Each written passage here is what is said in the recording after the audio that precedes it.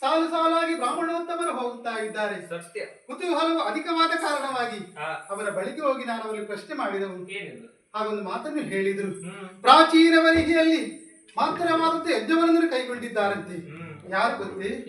ನಿಮ್ಮ ಮಾವ, ನನ್ನ ತಂದೆ ದಕ್ಷ ಪ್ರಜಾದೀಶ್ವರ ಸ್ವಾಮಿ ಬಂಧು ಮಿತ್ರರೆಲ್ಲರಲ್ಲಿ ಸೇರಿದ್ದಾರಂತೆ. ಎಲ್ಲವರ ಆಗಮನವಾಗಿದೆಯಂತೆ. ನಮ್ಮನ್ನು ಬರುವುದಕ್ಕೆ ಹೇಳಿದ್ರು. ನಾವು ಶ್ರೀಪತಿಯರ ಜೊತೆಯಾಗಿ ಅಲ್ಲಿಗೆ ಹೋಗೋಣವೇ ಪ್ರಭು? ದಾಕ್ಷಾಯಿಣಿ, ದಿವಸದ ಕತೆ ಹೇಳಲಿ. ಏನದು? ಒಂದು ದಿನದಿಂದಲೇ ಪ್ರಾರಂಭಿಸಿ. ಒಂದು ದಿವಸ ತಾನು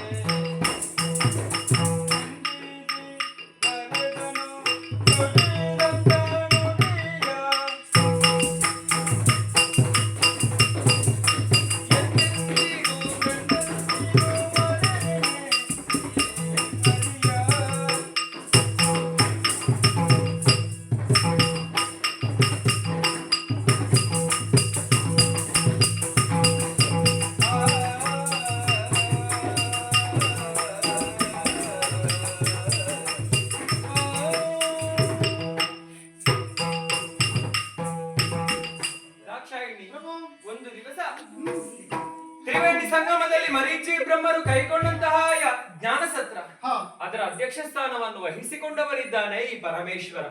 ಆ ಹೊತ್ತಿಗಾಗುವಾಗ ನಿನ್ನಪ್ಪನಾದಂತಹ ಆಗಮನವಾಯಿತು ಸಭೆಗೆ.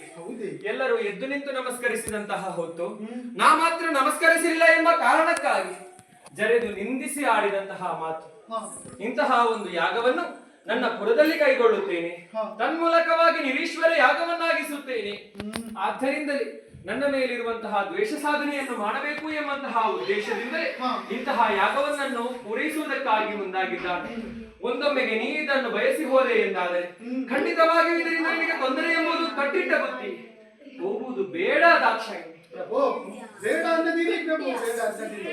ಒಂದು ಬಾರಿ ಬೇಡ ಅಂದರೆ ಮತ್ತೊಂದು ಬಾರಿ ಬೇಕು ಅನ್ನುವುದು ಕಾರಣವಿಲ್ಲ.